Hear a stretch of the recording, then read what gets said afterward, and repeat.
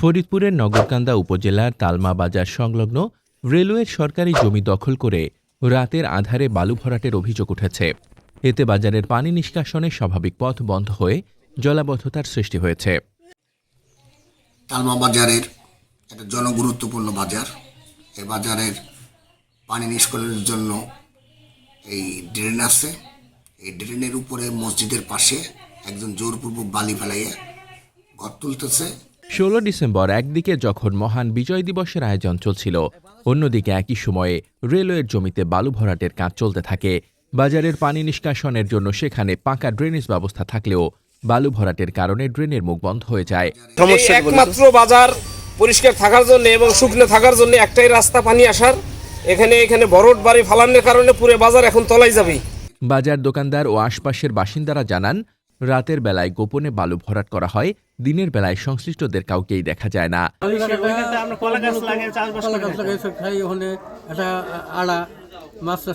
এতদিন তো আপনি বালু ফেলেন না, এখন ফেলেন কেন?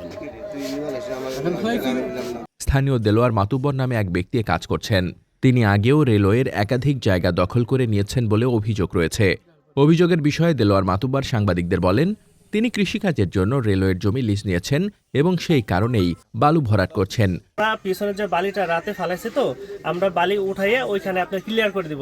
বাজার কমিটির সদস্যরা বিষয়টি জানালে তালমা ইউনিয়ন পরিষদের চেয়ারম্যান কামাল হোসেন মিয়া তাৎক্ষণিকভাবে রেলওয়ে প্রশাসন ও উপজেলা প্রশাসনকে মুঠোফোনে অবহিত করেন। আপনাদের মাধ্যমে প্রশাসনের কাছে দৃষ্টি আকর্ষণ করছি, যাতে দ্রুতভাবে এই পদক্ষেপ নিয়ে এই ঘটকে উঠানো বন্ধ করে দেয়, যাতে ড্রেনটাকে ঠিক রাখে, যাতে তালমা বাজারের পানিগুলো ড্রেনে নামতে। রেলওয়ে পাকশির স্টেট ম্যানেজার নুরুজ্জামান বলেন, এই সময়ে রেলওয়ের কোনো জমি লিজ দেওয়ার সুযোগ নেই। তালমা রেল স্টেশনের পাশে রেলওয়ের সরকারি জমি দখলের বিষয়টি চেয়ারম্যান, সাংবাদিক ও স্থানীয়রা আমাদের জানিয়েছেন। আমরা লোক পাঠিয়ে প্রয়োজনীয় ব্যবস্থা নেব।